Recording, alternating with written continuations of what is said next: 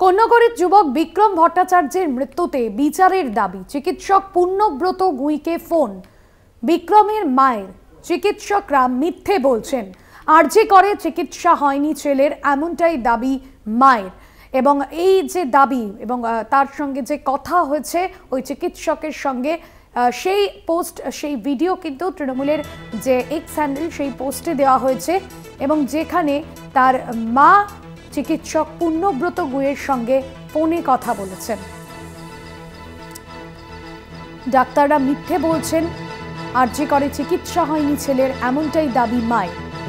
আরজি করে আমরা দেখেছিলাম যে কন্যাগড়ের যে যুবক পথ দুর্ঘটনা আহত হন, তাকে যখন শ্রীরামপুর থেকে আরজি কর হাসপাতালে রেফার করা হয়, সেখানে মেডিকেল পরিষেবা না দেওয়ার অভিযোগ করে মায়ের পরিবার।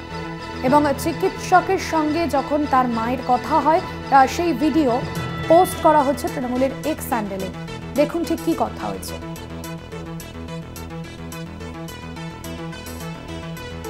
হ্যালো, হ্যাঁ, আপনি আরজি কর থেকে ডক্টর পূর্ণব্রত গুইন বলছেন?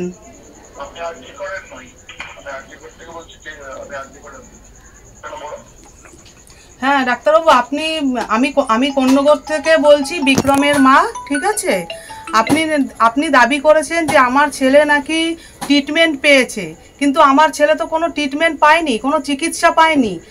তাকে আমি সকাল 9টার সময় আমি হসপিটালে নিয়ে এসেছি, 12:30 পর্যন্ত আমি এই বিল্ডিং ওই বিল্ডিং দৌড়াদৌড়ি করেছি, একটুকু কোনো ট্রিটমেন্ট পাইনি। তাহলে আপনি কেন এই মিথ্যে কথাটা এবং কি ছেলেটাকে যে আমি ট্রলি করে নিয়ে যাচ্ছি সেটাও হেল্প করার মতন কেউ আসেনি। ঠিক আছে, তাহলে আপনি বলছেন যে পেশেন্টকে ট্রিটমেন্ট করেছেন, কিন্তু আমার সামনে আমি সারাক্ষণ ছিলাম, আমার ছেলের তো কোনো ট্রিটমেন্ট হয়নি, আমার ছেলে তো লাস্ট পর্যন্ত ট্রিটমেন্ট না পেয়ে মারা গেল। তাহলে আপনি এই দাবিটা কেন করছেন আর আপনি এই মিথ্যে কথাটা কেন বলছেন?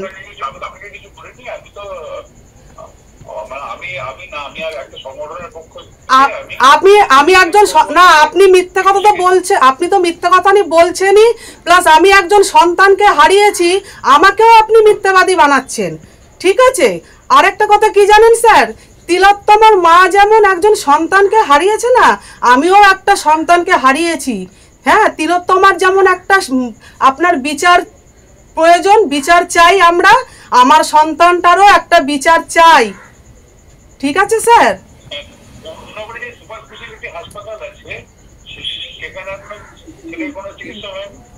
না স্যার, ওখানে কোনো চিকিৎসা না, কোনো চিকিৎসা হয়নি। আমাদের কন্যাগড়ে সেরকম কোনো হসপিটাল নেই, কোনো হসপিটাল নেই,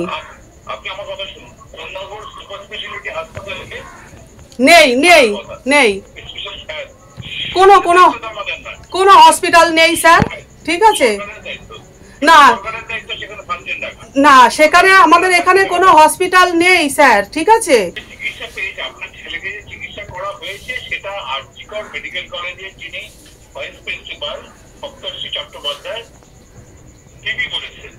না স্যার, এটা পুরোপুরি মিথ্যা কথা বলেছে, এটা পুরোপুরি মিথ্যা কথা বলা হচ্ছে।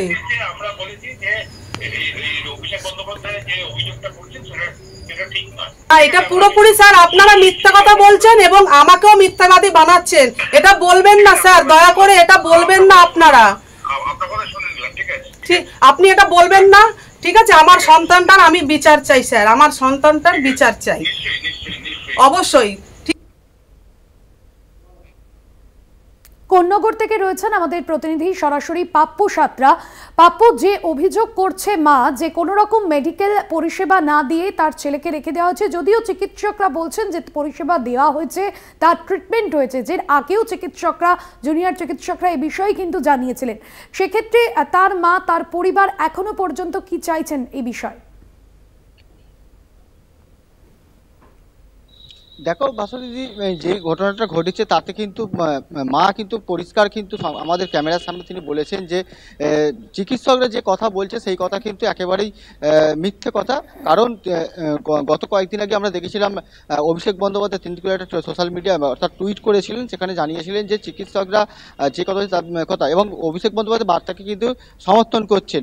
তিনি এটাও বলছেন, পরিষ্কার তিনি জানাচ্ছেন যে তিনি যখন আরজি করে গিয়েছিলেন সেখানে কিন্তু একাধিক জায়গায় কিন্তু একাধিক অর্থাৎ বিল্ডিংয়ে তিনি চিকিৎসাতে তার ছেলেকে নিয়ে ছুটতে ছিল এই বিল্ডিং থেকে আরেক বিল্ডিং, এবং সেখানে কিন্তু ডাক্তারদের যে উপস্থিত ছিল না, তারা যেরকমটা আন্দোলনের সাথে যুক্ত আছে এবং ডাক্তারদের আবেদন জানিয়েছিলেন তার ছেলের চিকিৎসা করার জন্য, সেক্ষেত্রে কিন্তু সেইভাবে সাড়া মেলেনি। তো অর্থাৎ তার যে ছেলের ঠিক সময়ে সঠিক যদি চিকিৎসাটা হতো তাহলে তার ছেলেকে কিন্তু মৃত্যুর কোলে ঢলে পড়তো না। অন্যদিকে আমরা দেখব তিনি কিন্তু আরেকটা দেখলাম তৃণমূলের যে পোস্ট করা ভিডিও, সেখান থেকে পরিষ্কার দেখা যাচ্ছে বিক্রমের মা তিনি কিন্তু ডাক্তারকে কিন্তু পরিষ্কার তিনি জানাচ্ছেন যে আপনারা যে কথাটা বলছেন সেটা কিন্তু মিথ্যে কথা, এইভাবে কথা বলবেন না এবং আমাদেরকে মিথ্যেবাদী সাজাবেন না। কারণ যে বলা যায় যে ডাক্তারদের সাথে ডাক্তার ভার্সেস পরিবার যে একটা যুদ্ধ তা কিন্তু ইতিমধ্যে কিন্তু শুরু হয়ে গেছে।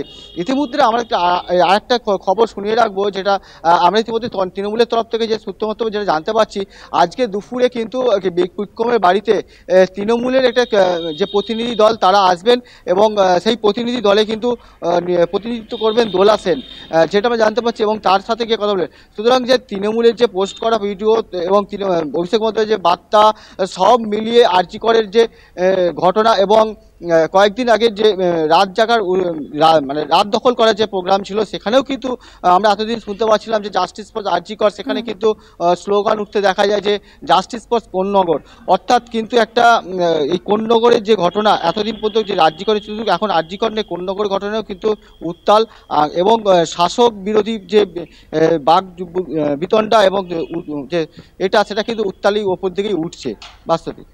ধন্যবাদ জানাবো। পাপ্পু সাত্রা আমাদের প্রতিনিধি ছিলেন সরাসরি কোন্নগর থেকে। আপনাদের জানিয়ে রাখবো, কোন্নগরে বিক্রম ভট্টাচার্যের মৃত্যুতে বিচারের দাবি জানিয়েছেন এবং যেখানে দেখা যাচ্ছে যে চিকিৎসকের সঙ্গে কথাও বলেছেন তার মা, এবং যেখানে তার মা বলছেন কোনো রকম ট্রিটমেন্ট ছাড়াই তার ছেলেকে রেখে দেওয়া হয়েছে।